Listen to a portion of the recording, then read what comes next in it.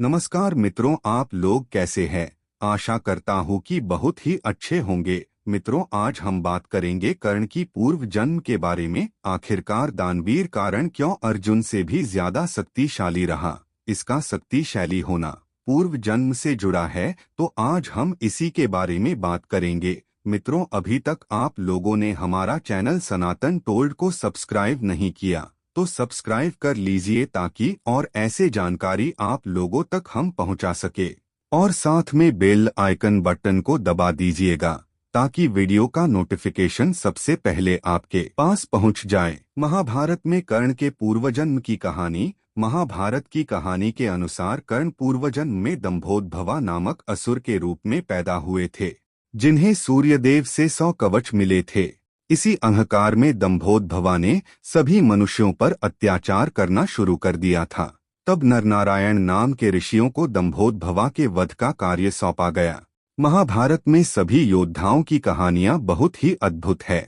इनमें से ज्यादातर योद्धाओं ने पूर्वजन्म में किसी शाप के मिलने की वजह से धरती पर जन्म लिया और अपने कर्म भोगने के बाद मोक्ष को प्राप्त किया।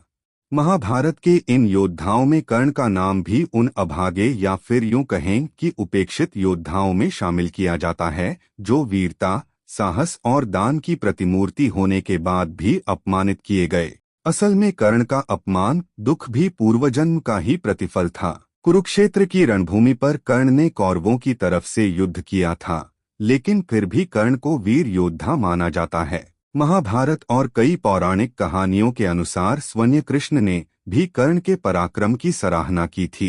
आइए जानते हैं महाभारत के महान योद्धा कर्ण की पूर्वजन्म की कहानी।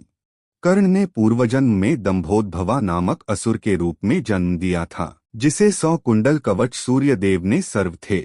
दंभोदभवा असुर को सूर्यदेव ने वरदान दिया था कि जो भी इन कुंडल कवच को तोड़ेगा उसकी मृत्यु हो जाएगी। साथ ही जो मनुष्य 1000 साल तक तपस्या करेगा, वो 1000 वर्ष की तपस्या के बल से एक कवच तोड़ पाएगा। इसलिए बड़े बड़े योद्धा भी दंभोदभवा असुर का सामना नहीं कर पाते थे। इसी कारण इस असुर को अपनी शक्तियों का अहंकार हो गया।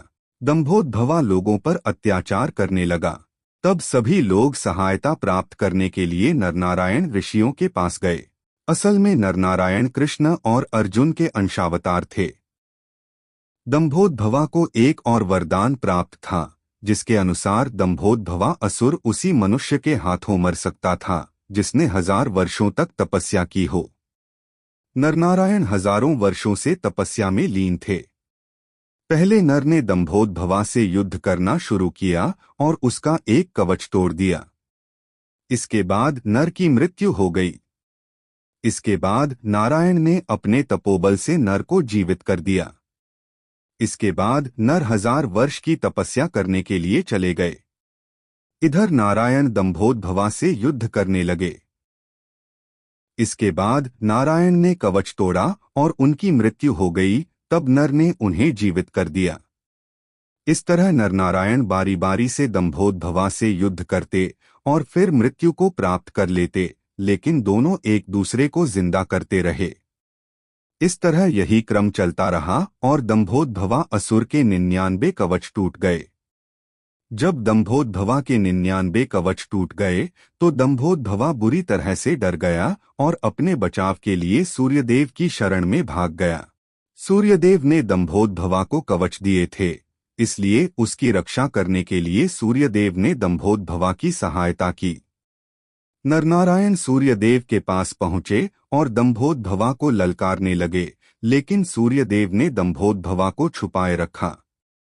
तब नरनारायण सूर्यदेव से भी नाराज हो गए और उन्होंने कहा कि हे सूर्यदेव, आप अपने पुत्र की तरह दंभोदभवा को अपने पीछे छुपा रहे हैं, इसलिए अगले जन्म में आपके तेज से दंभोदभवा का जन्म आपके पुत्र के रूप में ही होगा और कवच होकर भी दंभोदभवा नहीं बच पाएगा। हम इसे मारने के लिए फिर से अगला जन्म लेंगे। पूर्वजन्म के कर्मों के कारण ही दंभोदभवा का जन्म कर्ण के रूप में हुआ। इस जन्म में भी कर्ण ने कुंडल कवच के साथ जन्म लिया। पूर्वजन्म के नरनारायण ने द्वापर युग में अर्जुन और कृष्ण के रूप में जन्म लिया। श्री कृष्ण कर्ण की मृत्यु के रहस्य को जानते थे, इसलिए उन्होंने इंद्रदेव को एक ऋषि का वेश बनाकर कर्ण के गंगा स्नान के तुरंत बाद उसके सामने जाने के लिए कहा। इंद्रदेव ने ऐसा ही किया और दानवीर कर्ण से कुंडल और कवच दान के रूप में मांग लिए। इस तरह कुंडल कवच चले जाने पर कर्ण की शक्तियां भी आधी रह गईं और उसे मार पाना आसान हो गया।